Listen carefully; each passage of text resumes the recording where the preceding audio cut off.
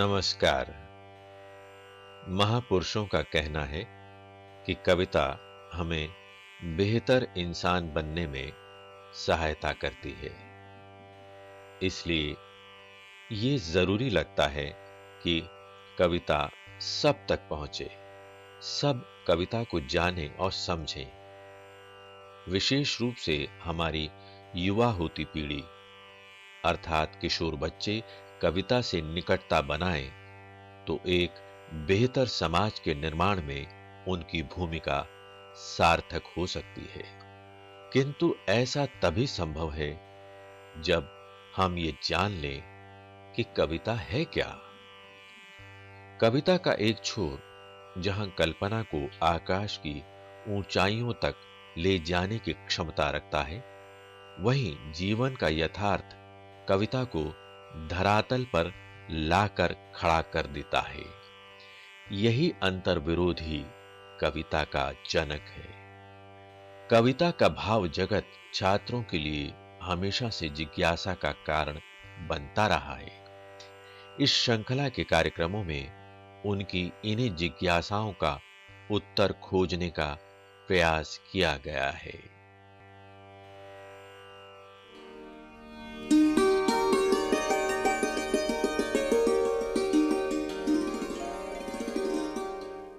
नमस्कार। कवि और कविता श्रृंखला में आपका स्वागत है। हमारा आज का कार्यक्रम है श्रीकांत वर्मा। ये पाठ एनसीईआरटी की हिंदी की पाठ्यपुस्तक अंतरा भाग 1 में संकलित है। सबसे पहले प्रस्तुत है कविता पाठ। कविता का शीर्षक है हस्तक्षेप। कोई छींकता तक नहीं इस डर से कि मगध की शांति भंग ना हो जाए। मगध को बनाए रखना है तो मगध में शांति रहनी ही चाहिए। मगध है तो शांति है। कोई चीखता तक नहीं इस डर से कि मगध की व्यवस्था में दखल ना पड़ जाए। मगध में व्यवस्था रहनी ही चाहिए। मगध में ना रही तो कहाँ रहेगी? क्या कहेंगे लोग? लोगों का क्या? लोग तो ये भी कहते हैं मगध अब कहने को मगध है, रहने को नहीं। कोई टोकता तक नहीं इस डर से कि मगध में टोकने का रिवाज ना बन जाए। एक बार शुरू होने पर कहीं नहीं रुकता हस्तक्षेप। वैसे तो मगध निवासियों कितना भी कतराओ, तुम बच नहीं सकते हस्तक्षेप से। जब कोई नहीं करता तब नगर के बीच से गुजरता हुआ मुर्दा यह प्रश्न कर हस्तक्षेप करता है, मनुष्य क्यों मरता है? अभी आप सुन रहे थे कविता पाठ। आइए अब देखते हैं कवि श्रीकांत वर्मा की कविता के भिन्न भिन्न बिंदुओं का विश्लेषण। विषय विशेषज्ञ हैं दिल्ली विश्वविद्यालय के सेवानिवृत्त प्रोफेसर तथा सुप्रसिद्ध आलोचक डॉक्टर अजय तिवारी। अब हम श्रीकांत वर्मा की कविता हस्तक्षेप देखेंगे। श्रीकांत वर्मा नई कविता के बाद के दौर के कवि हैं। इस बात का उल्लेख करना इसलिए ज़रूरी है कि केदारनाथ सिंह की कविता का मिजाज तो नई कविता के साथ कहीं न कहीं जुड़ा हुआ है, लेकिन उसके बाद कविता में किसी एक तरह की दिशा नहीं रही, बल्कि हजार तरह की दिशाएं एक साथ चल पड़ी और उसको कहा गया किस्म किस्म की कविता, कविता का अराजकतावादी दौर वगैरह वगैरह। तो उस दौर के कवि हैं। खुद श्रीकांत वर्मा क्षोभ के कवि हैं। मूल रूप से अपने को युयुत्स कहते भी थे।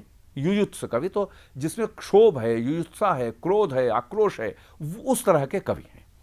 हालांकि इस कविता में वैसा क्रोध नहीं है जैसा शुरू की कविताओं में उनके रहा होगा।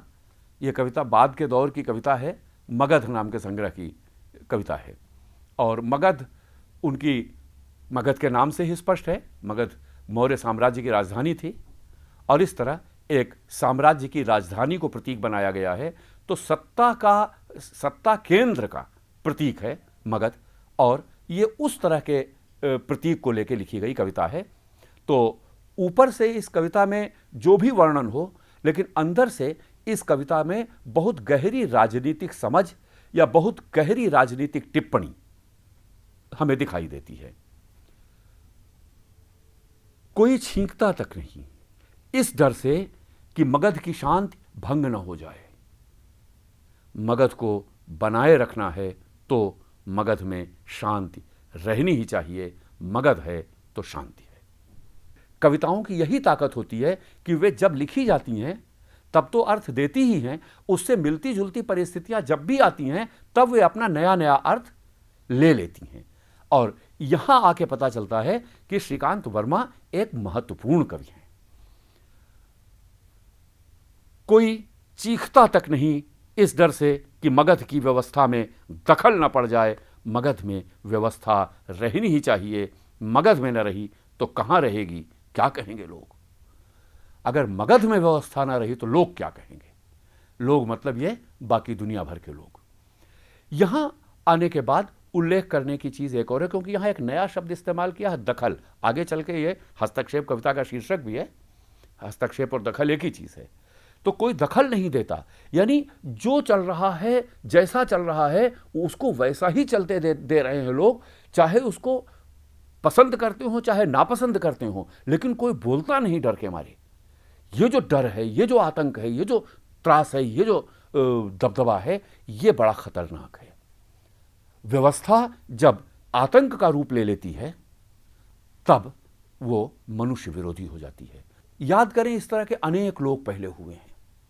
बाल्जाक से लेके और हिंदी उर्दू में मिर्जा गालिब तक ऐसे बहुत से लोग हुए हैं जो दरबार का हिस्सा हैं, लेकिन दरबार की पतनशीलता को देखते हैं और उस पतनशीलता से घुटन महसूस करते हैं और उस पर कटाक्ष भी करते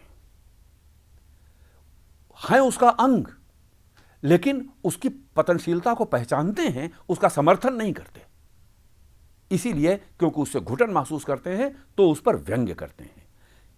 श्रीकांत वर्मा यहां इन कविताओं में, मगध की कविताओं में और हस्तक्षेप कविता में भी उस परंपरा से जुड़ते हैं जो बाल्जाक से लेके मिर्जा गालिब तक आती है। लोगों का क्या, लोग तो यह भी कहते हैं कि मगध अब कहने को मगध है, रहने को नहीं। और आप देखें कि बिना किसी सीधी राजनीतिक आलोचना के ये कितनी बड़ी राजनीतिक आलोचना है। मगध अब कहने को मगध है, रहने को नहीं। कोई टोकता तक नहीं इस डर से कि मगध में टोकने का रिवाज न बन जाए। और जानते हैं आप, आतताई सत्ता के विरुद्ध जब पहली आवाज उठती है तो आश्चर्य होता है, लेकिन एक आवाज उठती है तो आवाजों का सिलसिला शुरू हो जाता है। और इसलिए जो असंतोष है वो दबा हुआ है, कवि उसको देख रहा है, लेकिन सत्ता अपने नशे में है, लोग टोक नहीं रहे हैं और कवि उसको व्यक्त कर रहा है इस तरह कहीं टोकने का रिवाज न बन जाए। एक बार शुरू होने पर कहीं नहीं रुकता हस्तक्षेप, और टोकना भी एक तरह का हस्तक्षेप है। तो इसलिए कवि ये कह तो रहा है कि कोई टोकता नहीं, लेकिन आकांक्षा व्यक्त कर रहा है कि लोग टोकें, हस्तक्षेप करें। वैसे तो मगधवासियों, कितना भी कतराओ, तुम बच नहीं सकते हस्तक्षेप से। जिस जगह लोग विरोध न कर रहे हों वहां कवि कह रहा है कि चाहे जितना कतराओ, विरोध करने से बच नहीं सकते, विरोध अंत में करना ही पड़ता है। कैसे और यहां किस स्थिति में पहुंचाता है वो, जब कोई नहीं करता तब नगर के बीच से गुजरता हुआ मुर्दा यह प्रश्न कर हस्तक्षेप करता है, मनुष्य क्यों मरता है। आप देखें कि जो कुछ है वो ज्यों का त्यों बना रहे, सत्ता ये प्रयत्न करती है। कवि चाहता है वो बदले, इसके लिए दखल देना जरूरी है, लेकिन कोई दखल नहीं देता। ये जो ज्यों का त्यों बना रहना है और दखल देकर उस चीज को बदलने की आकांक्षा है, इन दो तरह की प्रवृत्तियों के बीच संघर्ष इस पूरी कविता में हमारे सामने उभरता है। जो पहली स्थिति है कि ज्यों का त्यों बना रहे, इसके लिए एक शब्द है यथास्थिति। जैसी स्थिति है वैसी बनी रहे, यथास्थिति। और यथास्थिति इतनी जड़ है कि किसी चीज को अनुमति नहीं देती, असहमति को अनुमति नहीं देती। तो इस जड़ता को तोड़ने के लिए हस्तक्षेप जरूरी है। उस हस्तक्षेप के लिए पृष्ठभूमि बन रही है, लेकिन अभी वो हस्तक्षेप शुरू नहीं हुआ है। वो जो पृष्ठभूमि बन रही है, कभी उसको देखता है। दमन की भयावह स्थिति में भी कवि उस संभावना को देखता है जो दमन से असंतोष के रूप में लोगों के भीतर पनप रही है।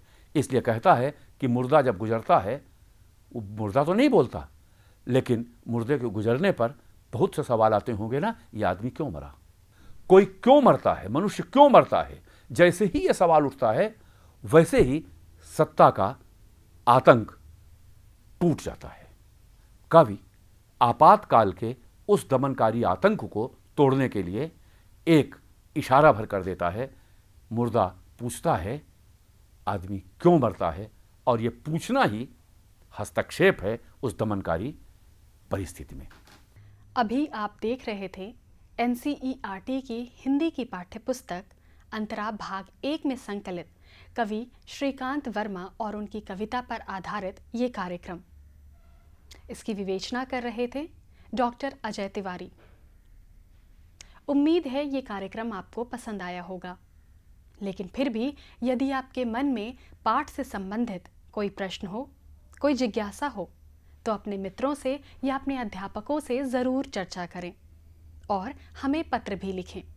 हमारा पता है संयुक्त निदेशक CIET NCERT, चाचा नेहरू भवन, श्री अरविंद मार्ग, नई दिल्ली 110016। इसी के साथ हमारा आज का कार्यक्रम संपन्न होता है।